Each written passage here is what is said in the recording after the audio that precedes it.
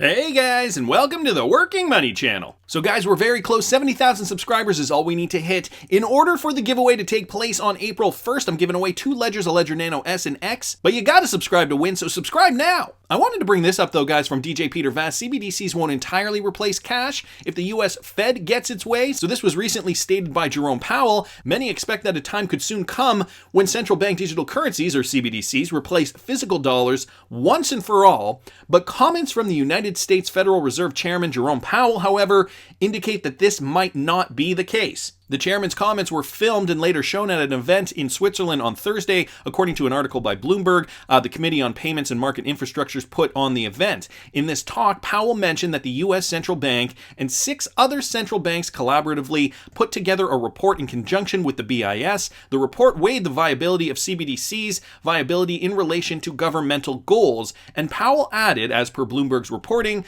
relevant to today's topic, one of the 3 key principles highlighted in the report is that a CBDC needs to coexist with cash and other types of money in a flexible and innovative payment system. So there you guys have it. Apparently, cash is not going away completely anytime soon, but that's not to say that we're not also going to see a CBDC. At this moment in time, there is still a definite need for cash. Of course, there is the underbanked and the unbanked. Right now, these types of people are very vulnerable, and they don't want to just cut them off at the knees. I mean, this is going to be an evolution of money, I think. And, you can't just cut out cash altogether. And I think that the United States government is smart enough to realize that, at least, despite what's going on in other countries. So across the board, countries have approached CBDCs differently. Some nations, such as China, have raced towards creating a CBDC. The Bahamas unveiled its CBDC, the sand dollar, in the fall of 2020. And the U.S., however, was ridden by a slower train, prioritizing quality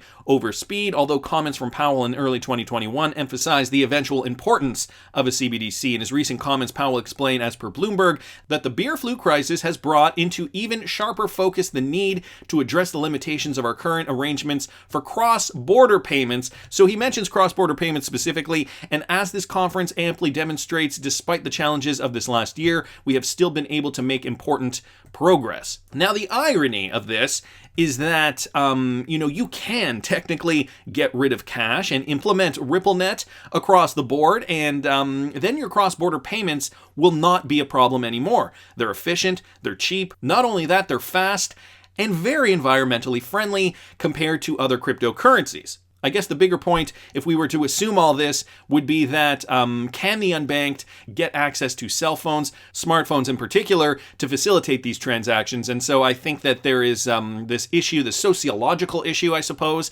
with a class of people where they don't want to cut them off. They want them to be part of this system. And for now, I think the easiest solution is to keep cash in place. So interesting that Powell did say that. Wanted to keep moving here, though, guys. This from Ian Northing. Senate to vote Thursday on Walsh and Gensler. So it's coming, guys. The Senate is scheduled to vote Thursday on the nominations of Marty Walsh to serve as Labor Secretary and Gary Gensler to serve as Chairman of the SEC. The U.S. Senate Health, Education, Labor, and Pensions Committee voted 18-4 on February 11th to advance Walsh's nomination, and the Senate Banking Committee voted 14-10 on March 10th to advance Gensler's nomination to the full Senate. Of course, we did hear from Gary Gensler a little while ago. Some interesting gems were mentioned from his Zoom call from his home. So, it's interesting. The final vote is going to happen this Thursday. Wanted to thank Ian Northing for posting that. I also saw this, guys, from Michael at Val5 Links. Wyoming's legislature has passed a bill that, if approved, would clear the way for decentralized autonomous organizations, or DAOs, to become incorporated under state law. So the upper chamber of Wyoming's legislature has passed a bill that, if approved, would clear the way for decentralized autonomous organizations, or DAOs, to become incorporated under state law. I feel like I'm having deja vu. The 28-2 vote took place on Wednesday, public records show, and was sent to the State House of Representatives the same day. Let me go down here. The bill, as the bloc reported in early February, is the first of its kind and would create a legal link between would-be decentralized organizations and a U.S. state. Wyoming has gained a reputation as an industry-friendly state following previous legislative developments and the establishment of crypto-focused banks. So the so-called DAO law would attract both supporters and critics. As Decrypt noted, when the state Senate's bill passed a committee vote earlier this month, some believe that the law, if approved, would set the stage for a new host of decentralized organizations to form. So opening it up, of course, Wyoming Senator Cynthia Lummis is very cryptocurrency friendly. It's a little photo of her up here. And so it is no surprise that Wyoming is becoming a state where all this progressive cryptocurrency action is happening. So there is still a lot of work to be done. Cardozo School of Law professor and open law co-founder Aaron Wright said this: it still takes a lot of work to set one of these up lawfully, and that's what the whole Wyoming bill is trying to do, make it a lot easier and cheaper. So cryptocurrency innovation continuing to happen in Wyoming. Who knows? Maybe there will be more cryptocurrency companies that set up shop in Wyoming just because it'll be a lot easier to do business there. I wanted to thank Michael at Val5 Links for pointing that out. And did you guys see this? This from XRP Crypto Wolf. Breaking news: Morgan Stanley is bidding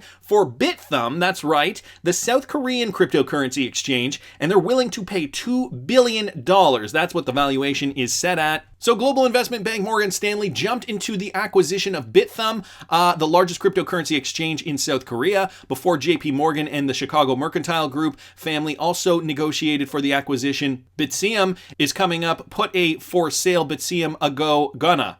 Okay, I guess that was translated from Korean or something. The deal with Nexon holding company NXC, which showed strong will, is likely to be virtually canceled, according to the IB Industry on the 19th. It was confirmed that Morgan Stanley is negotiating to acquire a stake in BitThumb through Bident. Non-dent operators Bitsium stake in Korea. Bitsium holds a 10.3% stake in the largest shareholder holdings. Bitsium Korea 3.24. Okay, this is starting not to make sense, but I think you guys get the point here. Big banks are now looking to buy crypto firms. If you need to take anything away from this, it's just that. Cryptocurrency, mainstream adoption, the price of Bitcoin continuing to rally. Here's Bitcoin on the hourly. Just put it on the daily, get rid of some of that stuff. But Bitcoin price, guys, is still rallying up high. And, you know, some are suggesting that this bull run could be a longer bull run than previous bull runs, taking us all the way out to the end of 2022. All right, we have our eyes set on XRP and, what the real world utility will eventually do for that coin. But that's over the longer term. Right now we're in a spec run, and I know right now XRP not looking anywhere near where it should be. Even on the 50-day moving average, it's right there, right just hugging the 50-day moving average. So, it is forming a bullish pennant, as I'd mentioned in this morning's video. We are getting some great news, and, the market is going to follow Bitcoin. Bitcoin is obviously the leader of the market. Bitcoin looking very, very strong right now, set to make new highs. Of course, we do have that SEC lawsuit that got a lot of XRP traders a little rattled. We've got John Deaton working on behalf of the XRP community to give us some retribution with this class action lawsuit. We've got other attorneys like Jeremy Hogan just, walking us through the motions as soon as we get some new news. Jeremy Hogan's on it, and, we want to consume more and more information with regards to this because it's very foreign to us. If we're not lawyers, we're trying to understand the best as possible, especially the people who've been in this space for more than 2 years, 3 years, who have been holding XRP since before the last bull run. It can be scary if you don't know what's going on, but sometimes you just have to pay attention to the little things, guys. And so I saw this from Ian Northing here on Twitter. You know what this picture suggests to me? Well, I can bring this up, guys. This is from the XRP RICHLIST here, but take a look at these numbers. Take a look at these trends. Okay, the sell-off for XRP, for the accounts that hold less XRP. Actually, let me just bring up this. Okay, so here's the RICHLIST, last updated 2 minutes ago.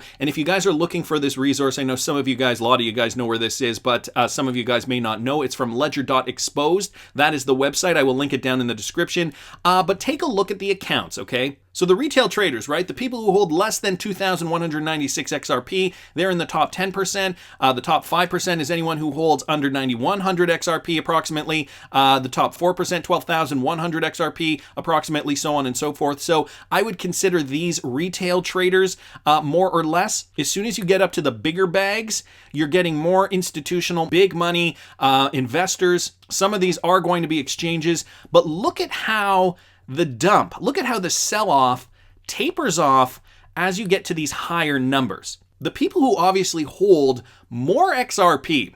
So the institutional whales, these are not retail traders, guys. These are people who are holding for the long term, who understand the fundamentals about the XRP cryptocurrency, and who realize that this is just a short-term blip. The SEC lawsuit is going to get cleared up, XRP is going to moon, and it is reflected right here, guys, in the top 0.2, 0.1, and 0.01 accounts for XRP hodlers. You can see that dump. I mean, it's very, very clear. The dump, the sell-off, the weak hands, as they say. Scared money. I mean, it's usually new money coming into this space, and they just lost faith right away, dumped their XRP, and you can see how that trend tapers off as we get to these larger XRP accounts. So Costa Rica Kelly says, yep, I noticed that a few days ago. Someone knows the SEC business is BS. Casagrande here saying, not someone. We all know that. And I know for some of you guys who watch this channel, perhaps watch other YouTube XRP related channels who've been in the space for a while, you know, this is just a show. In a lot of ways, Ripple has to jockey for position